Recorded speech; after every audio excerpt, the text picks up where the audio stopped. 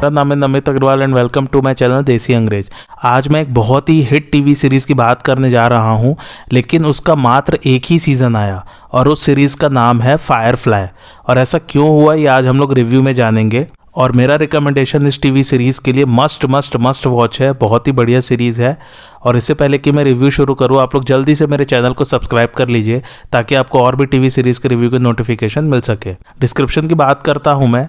एक छोटे से स्पेस क्राफ्ट का क्रू जो कि भगोड़ा घोषित हो चुका है, वो लोग गैलेक्सी में ट्रैवल करते रहते हैं ताकि जो उनको पकड़ना चाहते हैं वो उनसे बच सके। तो आइए और बात करते हैं इसके बारे में। फायरफ्लाई एक स्पेस वेस्टर्न ड्रामा सीरीज़ है और इसके क्रिएटर हैं जॉस व्हीडन। जी हाँ, वही एवेंजर्स के डायरेक्टर और बफी द वैम्पायर स्लेयर और एजेंट्स ऑफ शील्ड वाली सीरीज़ के क्रिएटर। उससे पहले ये बता दूं कि इसमें मात्र 14 एपिसोड्स है और एक ही सीज़न है। काइंड ऑफ ये एक टीवी मिनी सीरीज़ है, लेकिन इसके बावजूद ये बहुत ही हिट टीवी सीरीज़ रहा है, जैसे मैंने आपको बताया।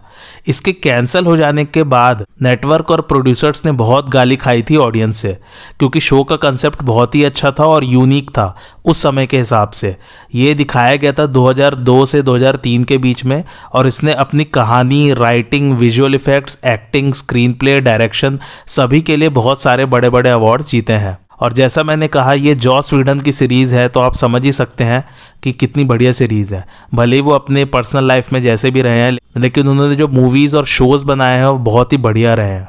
तो ये सीरीज़ सेट है 500 साल फ्यूचर में, यानी कि 2517 में।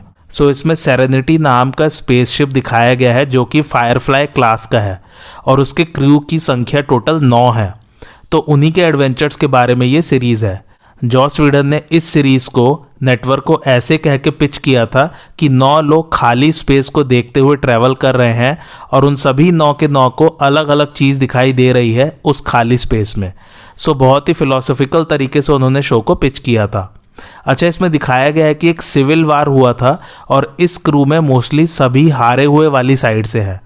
इसमें ऐसा दिखाया गया है कि फ्यूचर में सिर्फ अमेरिका और चाइना ही 2 देश बचे हैं और उन्होंने मिलकर एक सेंट्रल फेडरल गवर्नमेंट का निर्माण किया है जिसका नाम है इसमें अलायंस। जॉस व्हीडन इस सीरीज के थ्रू ये दिखाना चाहते थे कि फ्यूचर में सिर्फ टेक्नोलॉजी ही एडवांस होगी, बाकी जो प्रॉब्लम्स आज है वो फ्यूचर में भी एज इट इज़ बरकरार रहेंगी।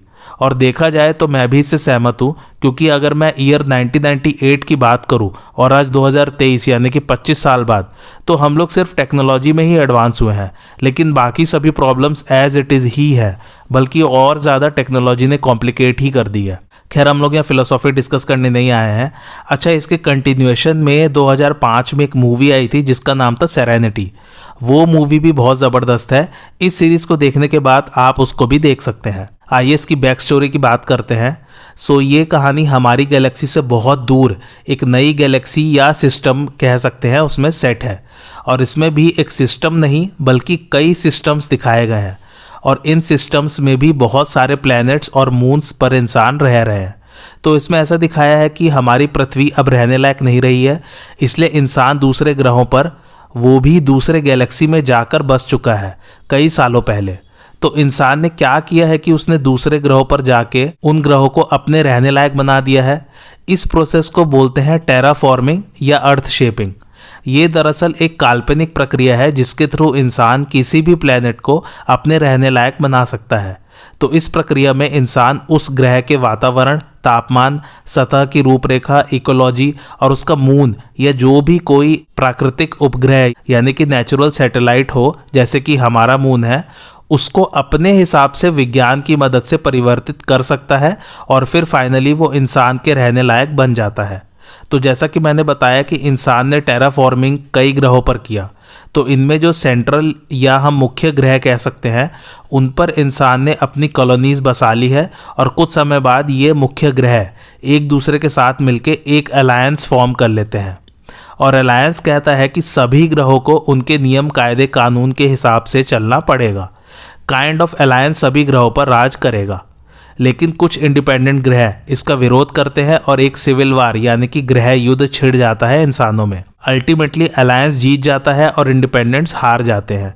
लेकिन इंडिपेंडेंट्स अलायंस के ग्रहों में ना रह के जो सिस्टम के एजेस यानी कि सिस्टम के बाहरी एरिया में या सिस्टम के किनारे वाले जो ग्रह हैं उसमें जाके रहने लग जाते हैं, जिससे उन्हें अलायंस के अंडर में गुलाम की तरह ना जीना पड़े। लेकिन इस आउटर सिस्टम के प्लैनेट्स में एक प्रॉब्लम है, क्योंकि यहाँ बेसिक टेक्नोलॉजी तक की कमी है और इन प्लैनेट्स पर रहने वालों के पास सिर्फ एक ही तरीका है सरवाइव करने का, और वो है कि एक शिप होना चाहिए और उसमें क्रू के पास काम होना चाहिए और बस शिप खाली नहीं पड़े रहना चाहिए। खैर आइए थोड़ा और बात करते हैं सीरीज के बारे में। सेरेनिटी को एक फायरफ्लाई क्लास स्पेसशिप बताया गया है। इसका मतलब क्या है? कुछ खास नहीं है, बस ये कि सेरेनिटी एक फायरफ्लाई की तरह दिखता है शेप में, और जब ये स्पेसशिप रन करता है तो इसकी टेल में एक फायरफ्लाई की ही तरह लाइट जलती है। फायरफ्लाई माने जुगनू हिंदी में। डेट्स इट, कोई रॉकेट साइंस नहीं है इसमें। अच्छा, अब अलायंस में प्राइमरली 2 कोर सिस्टम्स है, एक है अमेरिकन और दूसरा एशियन। इसलिए इस सीरीज में आप देखिएगा कि आपको दोनों ही कल्चर्स का मिक्स दिखेगा इसमें, यानी कि कैरेक्टर्स भी या तो अमेरिकन होते हैं या मोस्टली चाइनीज़, और उन्हीं के कल्चर्स का मिक्स भी दिखाया गया है इसमें। और जो सिस्टम के बाहरी किनारों पर प्लैनेट्स हैं उन्हें ओल्ड अमेरिकन वेस्टर्न कल्चर से प्रभावित दिखाया गया है। वहाँ पर वो थोड़ा काउबॉय वाला कल्चर का आपको इफेक्ट दिखेगा। और दूसरी बात, बाहर के प्लैनेट्स पर अलायंस का ज़्यादा कंट्रोल नहीं है, इसलिए वो लोग आज़ादी के साथ वहाँ रहते हैं। लेकिन जैसा मैंने बताया, वो लोग के जीने का तरीका बहुत पुराने ज़माने का है, मतलब कि वहाँ हाईटेक सिविलाइजेशन नहीं है। और इसमें बाहर के प्लैनेट्स में एक खतरा और दिखाया है, और उस खतरे का नाम है रीवर्स। ये एक वहशी दरिंदे और बंजारे इंसानों का ग्रुप है जो कि दूसरे इंसानों को मार के खा जाते हैं। खैर अब आते हैं सेरेनिटी के क्रू पर। तो इस क्रू के कैप्टन का नाम है मैल्कम रेनल्ड्स, जिसे इसमें सब मैल कहकर बुलाते हैं, और इनका किरदार निभाया है हमारे फेमस स्टार ने, जिनका नाम है नेथन फिलियन। आप सब इनको कैसल वाली सीरीज से जानते हैं, जिसका रिव्यू मैंने इसी चैनल पर किया है, और भी बहुत सारी मूवीज़ और सीरीज़ में इन्होंने काम किया है। और मैल्कम की सेकंड इन कमांड है जोई वॉशबर्न, जिनका किरदार निभाया है जीना टॉरेस ने। जीना टॉरेस की बात मैंने पिछले ही एपिसोड में की थी सूट्स वाली सीरीज़ के रिव्यू में। अच्छा, इस शिप का नाम सेरेनिटी कैसे पड़ा? तो इसमें ऐसा दिखाया है कि मैल्कम और जोई इंडिपेंडेंट्स की तरफ से लड़े थे और वो लोग हार गए थे, तो इनकी आखिरी लड़ाई हुई थी सेरेनिटी वैली में, और इसको नाम दिया गया है इसमें बैटल ऑफ सेरेनिटी वैली। और इसमें यह बताया है कि सेरेनिटी वैली वाले युद्ध ने काइंड ऑफ इंडिपेंडेंस की हार निश्चित ही कर दी थी। एनीवे, इसी वैली के नाम पर मैल्कम ने अपने शिप का नाम सेरेनिटी रखा है। मोस्टली इसमें क्रू या तो कार्गो इधर से उधर पहुंचाने का काम करते हैं या फिर स्मगलिंग करते हैं, एंड ऑब्वियसली दोनों काम के पैसे लेते हैं। मेन कहानी इसकी फोकस है रिवर टैम और उसके भाई साइमन टैम पर। इसमें ऐसा दिखाया है कि अलायंस के वैज्ञानिक बहुत ही गुप्त तरीके से गुप्त सरकारी फैसिलिटीज़ पर रिवर पर बहुत सारे माइंड एक्सपेरिमेंट्स कर रहे थे, और रिवर के भाई साइमन को जब ये पता चला तो उसने वहाँ अपना करियर एज ए सर्जन दांव पर लगा के रिवर को बचाया और अलायंस के ग्रह से भाग गए दोनों। तो अभी ये दोनों भगौड़े घोषित हो चुके हैं अलायंस द्वारा। सो इसमें साइमन सेरेनिटी पर जाता है रिवर को लेके एक बड़े से बक्से में बंद करके, और उन्हें दूसरे ग्रह पर जाने के लिए कहता है। ऑब्वियसली सेरेनिटी के क्रू को नहीं पता है कि साइमन के साथ जो बक्सा है उसमें रिवर को चुपके से वो ले जा रहा है। खैर बाद में पता चली जाता है और फिर कहानी आगे बढ़ती है। सो अल्टीमेटली फायरफ्लाई में 9 कैरेक्टर्स हैं क्रू और पैसेंजर्स को मिला के, और ये सभी कभी अलायंस के सोल्जर से लड़ते हैं, तो कभी कुछ स्कीमर्स और फ्रॉड करने वाले मिलते हैं उनसे लड़ते हैं, कभी अपराधियों से लड़ते हैं, तो एक एपिसोड में रीवर से भी लड़ते हैं। तो इस प्रकार हर एपिसोड में अलग अलग कहानी और अलग अलग एडवेंचर्स पर जाते रहते हैं ये लोग। लेकिन बैकग्राउंड में एक कंटिन्यूस कहानी क्रू की भी साथ साथ चलती रहती है, खासकर रिवर और साइमन की। अब आइए 9 क्रू मेंबर्स और पैसेंजर्स की जल्दी से बात कर लेते हैं। पहला है कैप्टन मैल्कम रेनल्ड्स, जिनका किरदार निभाया नेथन फिलियन ने। सेरेनिटी शिप का ओनर और कैप्टन मैल्कम ही है, और मैल्कम सिविल वार में इंडिपेंडेंस की तरफ से लड़ा है। उसको एक बहुत ही अच्छा लीडर, चालाक और स्किल्ड फाइटर दिखाया गया है इसमें। मैल्कम का प्राइमरी मोटिवेशन आज़ादी है अलायंस से। वैसे तो वो अपने मतलब के लिए चोरी, स्मगलिंग और किसी का मर्डर करने से भी नहीं हिचकिचाता है, लेकिन अपनी डीलिंग्स में वो बहुत ईमानदार है और अपने क्रू के प्रति वो बहुत लॉयल है। वो खुद का एक मॉरल कोड फॉलो करता है और वो रिलीजन के सख्त खिलाफ हो जाता है सिविल वार के बाद। दूसरा कैरेक्टर है जोई वॉशबर्न का, जिसे निभाया जीना टॉरेस ने। वो सेकंड इन कमांड है शिप पर और जोई ने मैल्कम के अंडर में इंडिपेंडेंस की तरफ से युद्ध लड़ा है। वो मैल्कम के प्रति बहुत वफादार है और उसकी बहुत अच्छी दोस्त भी है और वो उसे कभी धोखा नहीं दे सकती। जोई को भी एक बहुत ही काबिल फाइटर दिखाया गया है इसमें, और वो किसी भी खतरनाक सिचुएशन में शांति से सोच विचार कर कदम उठाती है। तीसरा कैरेक्टर है होबन वॉशबर्न का, उर्फ वॉश, जिसका किरदार निभाया है एलन ट्यूडिक ने। वॉश इसमें जोई का हस्बैंड बना है।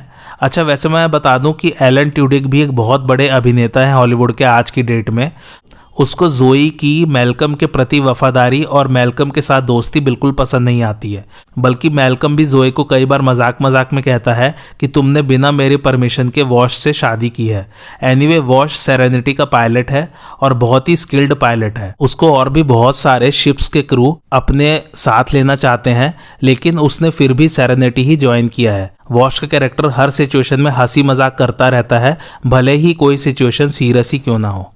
फोर्थ कैरेक्टर है इनारा सेरा का, जिसे निभाया मोरेना बाकरिन ने।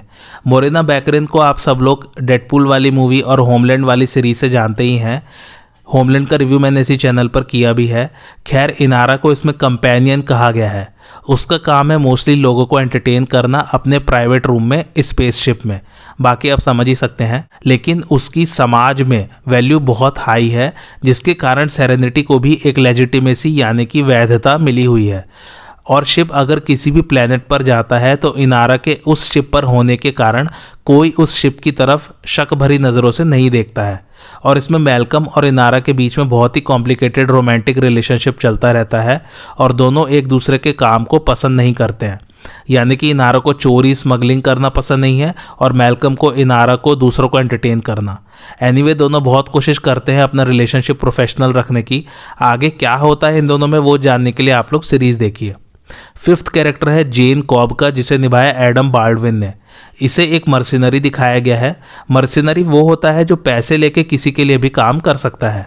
मैल और जेन की मुलाकात एक फाइट के दौरान हुई थी, जिसमें मैल पकड़ा जाता है और जेन मैल को मारने वाला होता है। लेकिन तभी मैल्कम जेन को ज़्यादा पैसे और उसके शिप में जगह ऑफर करता है और फिर जेन वहीं अपने एम्प्लॉयर को धोखा दे देता है और अपने ही पार्टनर्स को वहीं के वहीं गोली मार देता है। एनीवे, ये ऐसा कैरेक्टर है जिस पे किसी फाइट के दौरान पूरा भरोसा किया जा सकता है और जेन मैल्कम को कई बार कहता है कि उसने सिर्फ पैसों के लिए अपने एम्प्लॉयर को धोखा नहीं दिया था, बल्कि उसके अपने रीजंस थे कुछ। वो वैसे तो बहुत स्मार्ट और इंटेलिजेंट बनने की कोशिश करता है, बट कई बार बहुत बेवकूफ़ियाँ भी करता है और वो अपने आप को माचो दिखाने की कोशिश करता रहता है, लेकिन सबसे ज़्यादा रिवर्स से वही डरता है, बाकी क्रू से भी ज़्यादा। सिक्स्थ कैरेक्टर है केली का, जिसे निभाया ज्वेल स्टेट ने। वो शिप की मैकेनिक है। इसमें ऐसा दिखाया है कि केली ने कोई ट्रेनिंग नहीं ली है मैकेनिक बनने की, लेकिन उसको किसी भी मैकेनिकल इक्विपमेंट को देख के उसकी वर्किंग समझ में आ जाती है। काइंड ऑफ गिफ्ट है ऐसा उसके पास, और उसका कैरेक्टर बहुत स्वीट दिखाया गया है और उसे शिप पर रहना बहुत पसंद है और वो इस शिप पर रहने वाले सभी लोगों को अपना मानती है और सभी को पसंद करती है। उसको रिवर के भाई साइमन पर क्रश है। सेवंथ कैरेक्टर है साइमन टैम, जिसे निभाया शॉन मेहर ने। इस कैरेक्टर की कहानी मैंने आपको बता ही दी है। बस ये और बता दूं कि साइमन एक सर्जन है और वो भी बेस्ट सर्जन्स की गिनती में आता है। वो top 3% surgeons all over world में आता है और उसके पिता के मना करने के बावजूद उसने अपना करियर दांव पर लगाकर रिवर को भगाया था। एट्थ कैरेक्टर है रिवर टैम का, जिसे निभाया समर ग्लाउ ने। इसका कैरेक्टर बहुत ही अनप्रिडिक्टेबल है, क्योंकि रिवर पर जितने भी दिमागी एक्सपेरिमेंट्स किए गए थे अलायंस के ग्रह पर, उसके कारण उसको अक्सर पागलपन के अटैक्स आते हैं और उस दौरान वो बहुत वायलेंट हो जाती है और किसी को भी मार सकती है। बाद में उसके बारे में एक बहुत बड़ी इंफॉर्मेशन रिवील होती है, वो आप लोग सीरीज देखकर ही जानिए। और river hand to hand combat में भी बहुत स्किल्ड है और वो एक साथ कई सारे दुश्मनों से लड़ सकती है और उन्हें हरा भी सकती है। लास्ट और नाइन्थ कैरेक्टर है डैरियल बुक का, जिसे निभाया रॉन ग्लास ने। ये काइंड ऑफ एक पेस्टर है क्रू में, यानी कि ये भगवान में बहुत मानता है और क्रू का मॉरल और स्पिरिचुअल गाइडेंस भी करता है।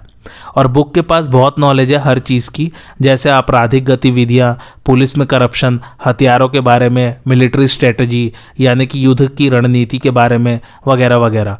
एक एपिसोड में दिखाते हैं कि उसकी अलायंस में इतनी जान पहचान है कि वो एक एपिसोड में घायल हो जाता है और उसको अलायंस हॉस्पिटल में बिंदास ट्रीटमेंट मिलता है बिना कोई सवाल पूछे किसी से भी।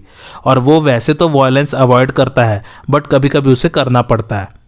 उसकी बैक स्टोरी सेकेंड सीजन में बताई जाती अगर ये सीरीज़ को कंटिन्यू करने की परमिशन मिल जाती तो। अच्छा, इसमें और भी बहुत सारे रिकरिंग कैरेक्टर्स आएंगे बट मेन ये 9 ही है। अब आते हैं सबसे बड़े पॉइंट पर कि इतना हिट होने के बावजूद ये शो कैंसिल क्यों हो गया। तो इसकी रेटिंग्स बहुत लो थी लेकिन ये बाद में जाके बहुत हिट हुआ। ऐसा क्यों? एक्चुअली जब ये डीवीडी फॉर्मेट में मार्केट में रिलीज़ हुआ तो इसके जो एपिसोड्स का ऑर्डर था और जो टीवी पर दिखाया गया था दोनों ही अलग थे। दरअसल टीवी पर आउट ऑफ ऑर्डर एपिसोड दिखाए गए थे जिससे ऑडियंस को प्लॉट को समझने में मुश्किल हो रही थी और इन सब के पीछे कारण था फॉक्स का नेटवर्क, क्योंकि फॉक्स और जॉस व्हीडन के बीच में आए दिन एपिसोड्स की कहानी, उनके कैरेक्टर्स, एपिसोड को डायरेक्ट करने से लेकर उसके शूटिंग के तरीके तक हर बात पर झगड़ा होता रहता था। इसलिए जॉस का कहना है कि फॉक्स ने जैसे जैसे कहा हमने एपिसोड्स वैसे ही रिलीज़ किए हैं और शो इसलिए फेल हो गया। और एक रीज़न और भी है शो के कैंसिलेशन का। फॉक्स इस सीरीज़ को काफ़ी इंटेंस और डार्क कहता था और वो जॉस से इसकी कहानी को थोड़ी लाइट करने के लिए कहते थे बट जॉस ने मना कर दिया, इसलिए उन्होंने शो ही कैंसिल कर दिया।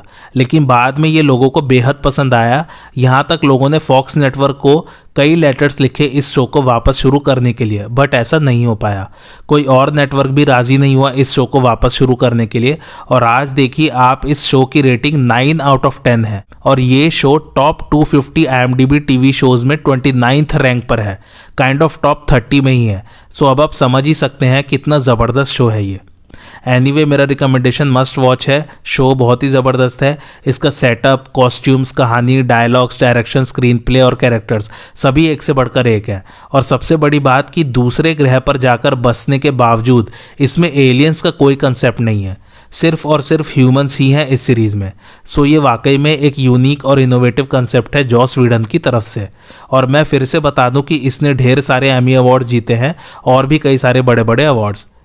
एनीवे आप लोग सीरीज़ ज़रूर देखिएगा। अब कुछ मज़ेदार फैक्ट्स की बात करते हैं। तो पहला फैक्ट यह कि अलायंस का पूरा नाम है एंग्लो साइनो अलायंस, क्योंकि जॉस व्हीडन के हिसाब से सिर्फ अमेरिका और चाइना ही 2 सुपर पावर्स बचेंगे लास्ट में।